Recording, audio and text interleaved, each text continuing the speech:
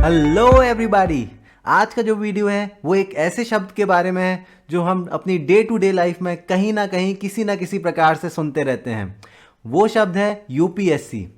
आज हम यूपीएससी के बारे में सब कुछ जानने वाले हैं और बहुत ही ज़्यादा मज़ा आने वाला है।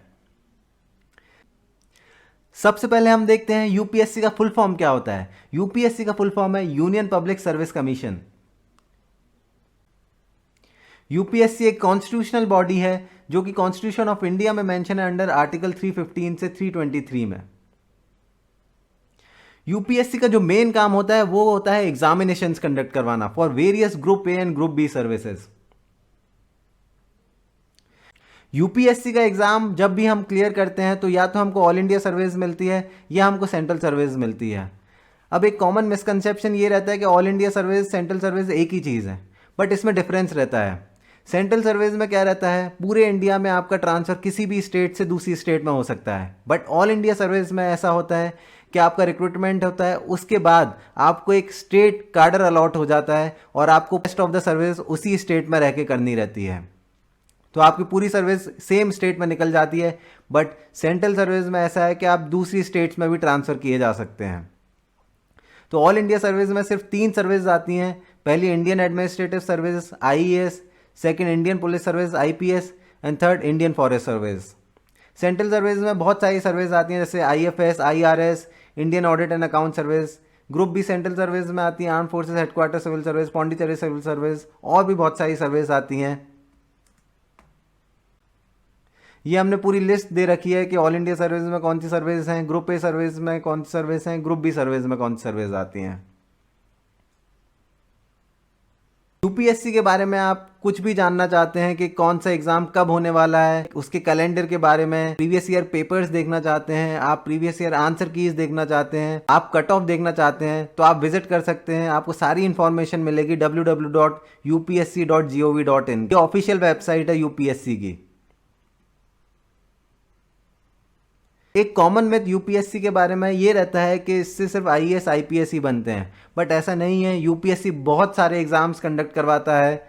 यूपीएससी क्लियर करने से आप आर्मी में लेफ्टिनेंट भी बन सकते हैं। यूपीएससी क्लियर करने से आप सेंट्रल आर्म पुलिस फोर्सेज में असिस्टेंट कमांडेंट भी बन सकते हैं। इससे आप जियो साइंटिस्ट भी बन सकते हैं, और भी बहुत सारे एग्जाम्स कंडक्ट करवाता है यूपीएससी। अब हम देखते हैं यूपीएससी में एलिजिबिलिटी क्राइटेरिया क्या है, क्या एज लिमिट है, क्या आपकी क्वालिफिकेशन होनी चाहिए वेरियस एग्जाम्स के लिए। अब हम ये सारे एग्जाम्स हम देखते हैं। सबसे पहले आता है civil service exam. Civil service exam के लिए आप या तो ग्रेजुएट होने चाहिए या फाइनल ईयर ग्रेजुएशन में होने चाहिए। इसमें आपके 6 अटैम्प्ट रहते हैं for general and economically weaker sections के लिए। एज लिमिट 21 से 32 ईयर्स है। ओबीसी के लिए 9 अटैम्प्ट्स रहते हैं, 21 से 35 ईयर्स एज लिमिट है। और एससी एंड एसटी के लिए अनलिमिटेड अटैम्प्ट्स हैं और एज लिमिट आपकी 21 से 37 ईयर्स है। नेक्स्ट जो आता है वो हमारा इंडियन फॉरेस्ट सर्विस एग्ज़ाम है। इसके लिए भी सेम क्वालिफिकेशन है, ग्रेजुएट और फाइनल ईयर स्टूडेंट आपको होना चाहिए।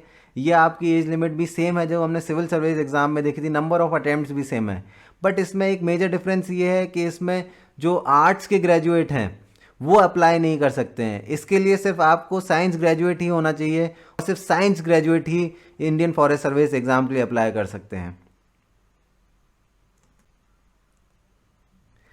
नेक्स्ट जो है वो हमारा इंजीनियरिंग सर्विस एग्ज़ाम है जिसको ईएससी के नाम से भी जाना जाता है। इसमें सिर्फ इंजीनियरिंग ग्रेजुएट्स ही अप्लाई कर सकते हैं। इंजीनियरिंग सर्विस एग्ज़ाम सिर्फ 4 ब्रांचेस के लिए होता है, जो कि है आपकी civil engineering, electrical engineering, mechanical engineering and electronics and communication engineering. इसके लिए क्वालिफिकेशन है ग्रेजुएट होना चाहिए या फाइनल ईयर ग्रेजुएशन में आप होने चाहिए। एज लिमिट जो है वो 21 से 30 ईयर्स है general and economically weaker sections के लिए। ओबीसी के लिए 21 से 33 ईयर्स, एससी एंड एसटी के लिए 21 से 35 ईयर्स। नेक्स्ट जो है वो इंडियन इकोनॉमिक सर्विस जिसको आईईएस भी बोला जाता है एंड इंडियन स्टैटिस्टिकल सर्विस जिसको आईएसएस भी बोला जाता है।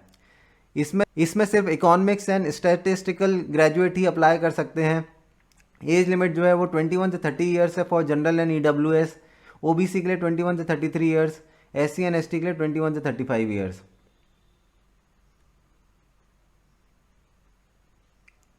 नेक्स्ट जो है वो central arm police forces exam है जो 5 पैरामिलिट्री फोर्सेस के लिए होता है, जैसे BSF, ITBP, CRPF, CISF, SSB. इसकी जो क्वालिफिकेशन है आपको ग्रेजुएट होना चाहिए या फाइनल ईयर अपीयरिंग होना चाहिए।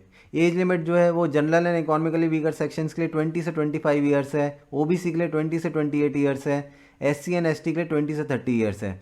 इसके साथ साथ आपको कुछ फिजिकल रिक्वायरमेंट्स पूरे करने पड़ेंगे, जैसे आपकी हाइट, आपका वेट, आपकी चेस्ट एक पर्टिकुलर लिमिट में होनी चाहिए।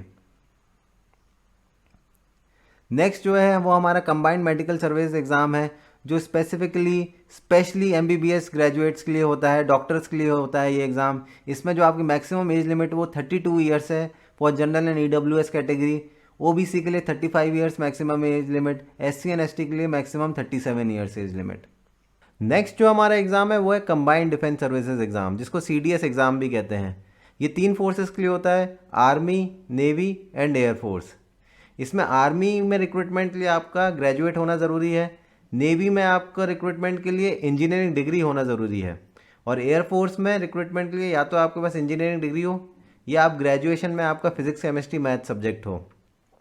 आर्मी में एज लिमिट 19 से 23 ईयर्स है, नेवी में एज लिमिट 19 से 23 ईयर्स है, और एयरफोर्स में एज लिमिट 20 से 24 ईयर्स है। इसके साथ साथ कुछ फिजिकल क्राइटेरिया आपको फुलफिल करना पड़ेगा, जैसे कि आपकी हाइट, वेट एंड चेस्ट एक लिमिट में होना चाहिए। नेक्स्ट जो है वो हमारा नेशनल डिफेंस एकेडमी एग्ज़ाम है, जिसको एनडीए एग्ज़ाम भी कहा जाता है। इसकी जो क्वालिफिकेशन है आपको 12th पास होना चाहिए या आप 12th अपीयरिंग होना चाहिए। एज लिमिट अप्रॉक्सीमेटली आपको 15 से 18 ईयर्स ऑफ एज के बीच में होना चाहिए। इसके साथ साथ आपको कुछ फिजिकल रिक्वायरमेंट्स पूरी करनी पड़ेंगी, जैसे आपकी हाइट, वेट, आपकी चेस्ट एक पर्टिकुलर लिमिट में होनी चाहिए।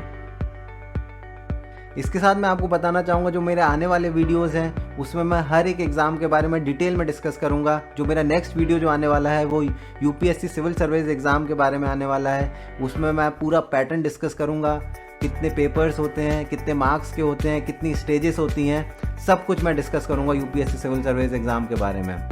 आप मेरे चैनल को सब्सक्राइब कर सकते हैं ताकि टाइमली नोटिफिकेशंस आपको मिलते रहें। Thank you very much.